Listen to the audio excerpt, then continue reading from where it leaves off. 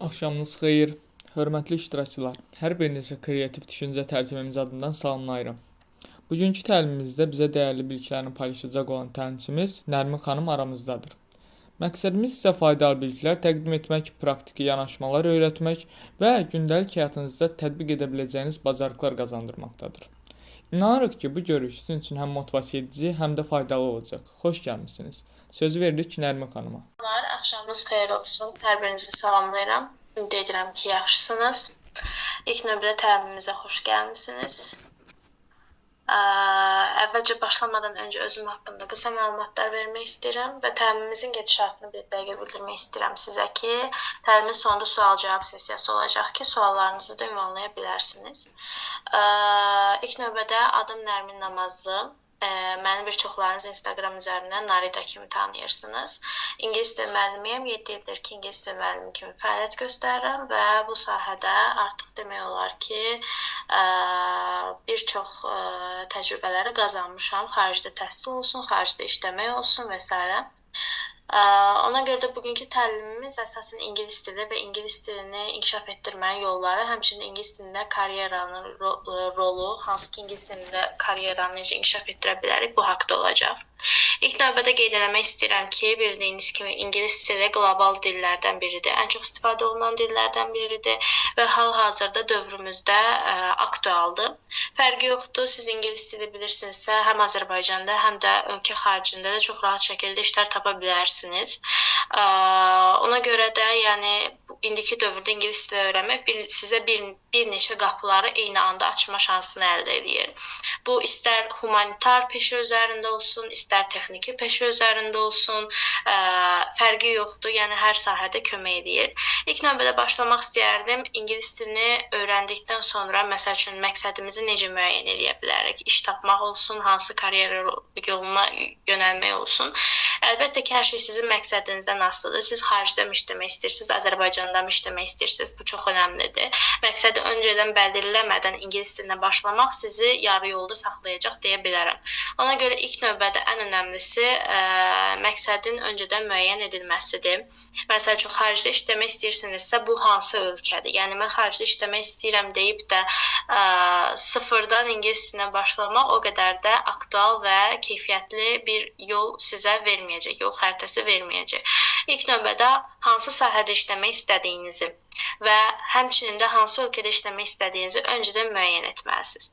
Bunu etdikdən sonra isə artıq, necə deyərlər, bir növ öz yolunuzu yoxlaya bilərsiniz. Məsəl üçün, xaricdə siz bütün təhsilinizi Azərbaycanda alıbmı xaricə gedirsiniz? Bunun da öz önəmi var. Çünki xaricdə təhsilin də sizin yolunuza təsiri olacaq. Və yaxud da siz təhsili Azərbaycanda alıb xaricə gedirsiniz. Bunun da öz rolu var. İlk növbədə danışmaq istəyərdim ki, Azərbaycanda təhsil alıb xaricə yönəlmək. Azərbaycanda təhsil aldığınız müddətdə, yəni istər bu bakalavr dərəcəsi olsun, istər magistratura dərəcəsi olsun, təhsilinizi tamamladıqdan sonra xaricdə təhsil almaq üçün siz ölkəni və təhsil almaq deyirəm, üzr istəyirəm, işləmək üçün ölkəni və iş yerini, hansı sahəni, professiyanı seçdikdən sonra ona uyğun olaraq hazırlaşmanız hər zaman daha yaxşı olar. Çünki hər ölkənin özünün tələbləri var. Hər yerdə bu eyni deyil. Məsəl üçün, siz İngiltərənin tələbi ilə Almaniyanın tələbini eyni götürə bilməzsiniz və yaxud da Macarıstanın tələbini eyni götürə bilməzsiniz.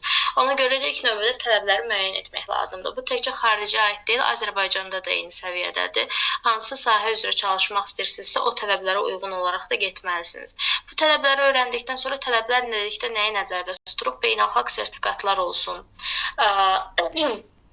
dil sertifikatları olsun, bunu nəzərdə tutulur ki, hər ölkənin də özünə uyğun dil sertifikatı tələbləri ola bilər. Hal-hazırda ən aktualı dövrümüzdə IELTS və yaxud da Duolingo'dur. Duolingo əvvəl bir o qədər aktual deyildi, amma hal-hazırda demək olar ki, ən aktuallardan birinə çevrilib. Ölkəmizdə həmçində IELTS imtahanının, IELTS sertifikasiya imtahanının qiymətinin bahalaşması da bir növ Duolingo'ya olan axını gücləndirir. Bu sertifikatların əldə edilməsinin də qeyd edim ki, yəni bu sertifikatları əldə etdik öyrəndik, bitdi kimi bir məsələ də yoxdur. Bu sertifikatların özlərinə uyğun tələbləri də olur. Hər ölkənin sertifikat üzrə tələbləri də ola bilər. Sizin dil səviyyəniz məsəl üçün texniki ixtisaslarda ən az B2 tələbiniz uyğun olduğu təqdirdə bu necə deyim, humanitar ixtisaslarda daha yuxarı ola bilər və yaxud da texniki ixtisaslarda B1 belə keçərli olduğu halda humanitar ixtisaslarda bu B2 və yaxud da C1 səviyyəsi ola bilər. Bu da nəyə görədir? Texniki ixtisaslarda daha çox praktika önəmli olduğu halda isə humanitar ixtisaslarda daha çox kommunikasiya önəmlidir, dil bacarığı önəmlidir. Ona görə də bunlara fikir vermək lazımdır. Digər məqam isə ən aktual mövzulardan biri xaricdə təhsil mövzusudur. Aranızda bilmirəm, tələbələr varmı, xaricdə təhsil almaq istəyən insanlar varmı? Xaricdə təhsil mövzusunda da eyni şeyləri deyə bilərəm. İlk növbədə hər zaman çalışmalısınız ki, hansı ölkədə təhsil almaq istəyirsiniz, hansı ixtisas üzrə təhsil almaq istəyirsiniz, bunları öncədən müəyyən edəsiniz. Bayaq dediyim kimi, iş üzərində olduğu kimi, karyerada olduğu kimi,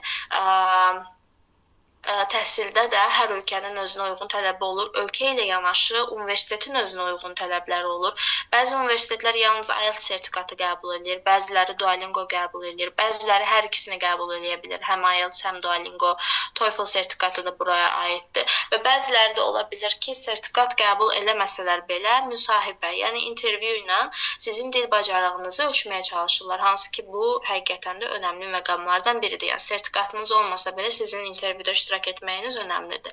Əlbəttə ki, intervyudakı suallara düzgün şəkildə və səlis şəkildə cavablandırılması burada böyük rol oynayır. Və yenə bayaq qeyd elədiyim kimi, texniki ixtisaslarda IELTS tələbi bəzən 5.5, 6.5 olduğu təqdirdə bu humanitar ixtisaslarda 7-7-5 arasında dəyişə bilər. Hətta siz əgər Böyük Britaniyada, İngiltərədə təhsil almaq istəyirsinizsə, bu getdikcə daha da yüksəlir və skilllər, yəni bacarıqlar üzrə də dəyişə bilər. IELTS və Duolingo nədir? Bu haqda sizə bunu deyə bilərəm ki, IELTS və Duolingo sizin dil dərəcənizi ölçən beynəlxalq sertifikatlardır. Və bu sertifikatlarda ən önəmlisi sizin danışıq bacarığınız, oxu bacarığınız, yazı bacarığınız, həmçinin də dinləmə bacarıqlarınızdır ki, bu bacarıqlarına uyğun olan tapşırıqları yerinə yetirirsiniz və bu bacarıqların hər biri ayrı-ayrılıqda qiymətləndirilir və ortalama bir bal çıxarılır. Və hər bacarıqda, yəni IELTS üzərində maksimal qiymət 9-dur və 9 üzərindən hər bacarıq qiymətləndirilir və sonda total bir bal da 9 üzərindən verilir.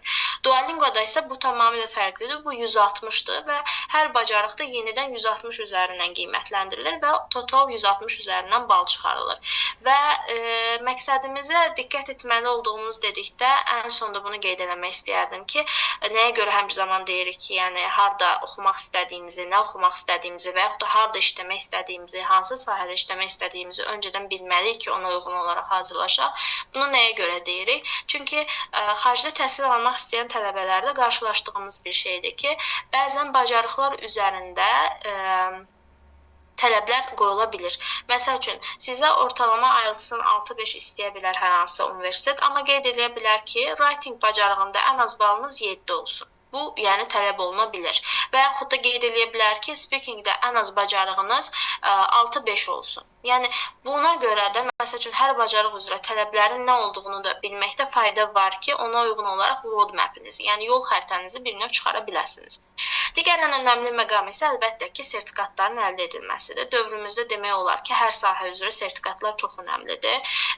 Bu, istər xaricdə təhsil almaq istəyin, istər xaricdə işləmək istəyin, ixtisasınız üzrə sertifikatlar çox önəmlidir. Məsəl üçün, HR-lıq olsun, insan resursları olsun, project management olsun, talent acquisition olsun, yəni bacarıqların idarə edilməsi və yaxud da talent recruitment olsun ki, yəni bacarıqların tapılması, yəni işə cəlb edilməsi və s. Burada ən önəmli məqam əlbəttə ki, sertifikatlardır və təlimlərdir. Təbii ki, siz təlimləri və sertifikatları əldə etmək üçün də ilk növbədə ingilis dili bilməlisiniz. Hər zaman yəni bu sırf özünüzü inkişaf üçün ingilis dili öyrənmək istəyirsinizsə, hər zaman qeyd edilir ki, yəni ən azından sizin səviyyəniz B1, B2 arasında olması sizin üçün idealdır. Fərqi yoxdur, əgər işləmək istədiyiniz yer sizdən heç bir dil sertifikatı tələb etməsə belə, ixtisasınıza uyğun sertifikatlar tələb edə bilər. İxtisasınıza uyğun olan sertifikatların da beynəlxalq səviyyəli sertifikatlar olması və xaricdə əldə etdiyiniz sertifikatlar olması fayda var. Beynəlxalq səviyyədən də əlavə hal-hazırda bilirsiniz ki, ödənişsiz təlimlər, ödənişsiz onlayn kurslar əldə edə bilərsiniz. Bu, Alison olsun, Coursera olsun, Harvardın bəzən pulsuz təlimləri olur ki, ödənişsiz təlimlər, Harvard Business School-un ödənişsiz təlimləri olur ki, onlar da məsəl üçün full ingilis dilində keçirilən təlimlərdir. Və bu zaman biz təklif edirik ki, məsəl üçün B1 və B2 arasında olmasında dil səviyyənizin fayda var. Çünki sizə daha rahat olacaq həmin təlimləri keçmək. Eyni zamanda bəs bu təlimləri keçmək üçün, məsəl üçün sertifikatlar əldə etmək üçün olsun, beynəlxalq sertifikatlar əldə etmək üçün olsun, ixtisasınızla əlaqəli olan sertifikatlar əldə etmək üçün olsun, nə etmək lazımdır? Yəni hardan başlamaq lazımdır? Əlbəttə ki, ilk növbədə səviyyənizi müəyyən etməklə başlamalısınız. Səviyyənizi müəyyən etmək dedikdə bəzi insanlar bunu testlər üzərindən müəyyən edilməsini düşünür. Məsəl üçün qrammatikanın ölçülməsi kimi düşünür, yəni test qrammatika suallarının yazılması və ona uyğun olaraq da səviyyənin müəyyən edilməsi. Təəssüflər olsun ki, bu belə deyil. Hər hansısa bir müəllim yanına gedirsinizsə və yaxud da hər hansısa bir kursda ingilis dili öyrənməyə başlayırsınızsa, səviyyənizi necə ölçürlər, bu çox önəmlidir. Əgər səviyyənizi sırf test üzərindən ölçürlərsə və sizin